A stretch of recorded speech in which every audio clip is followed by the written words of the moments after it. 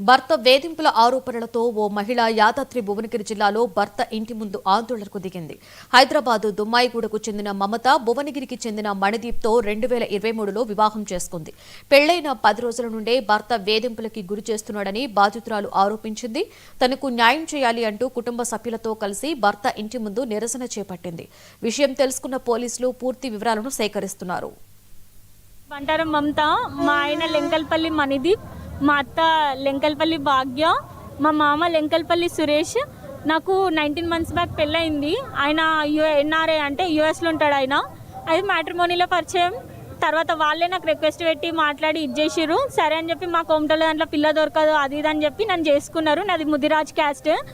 తర్వాత పెళ్లి చేసుకున్న తర్వాత అసలు వాళ్ళు ఎట్లా అంటే పైసా కట్నము బంగారం వాళ్ళకి అదే కావాలా చెప్పకుండా ఇంకా జాబ్ లేదు ఇదంతా ఏం చెప్పలేరు. నాకు జాబ్ ఉంది, వీసా ఉంది, అది ఇది అంతా ఫ్రాడ్ చేసి నన్ను పెళ్లి చేసుకురు.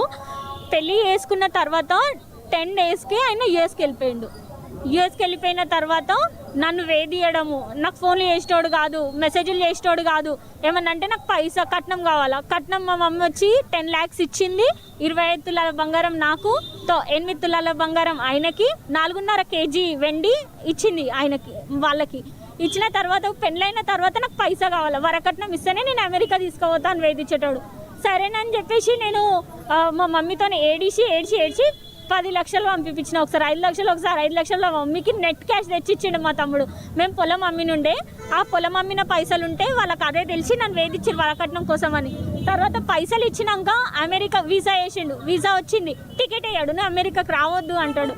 సరే అని నాకు ఇక్కడ ఇజ్జత్ పోతుంది 10 మందిలో అని మా మమ్మీ టికెట్ వేసింది. నేను అమెరికాకు పోయినా, ఆడ 5-6 మంది అబ్బాయిలతోటి. మళ్ళీ ఆడిపోయినా కూడా పైసా మీ మమ్మీని కట్టిన పైసలు ఇస్తేనే నువ్వు వీడు ఉండాలి, లేకపోతే ఇండియాకి వెళ్ళిపోవాలని చెప్పి అట్లా వేదియడం.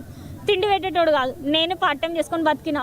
నేను నా పైసలు కూడా నాకే ఇవ్వాలా, పార్ట్ టైం చేసినా కూడా ఇవ్వాలని నాకు వచ్చే డేట్ గుర్తుపెట్టుకొని లొల్లి స్టార్ట్ అవుతుండే.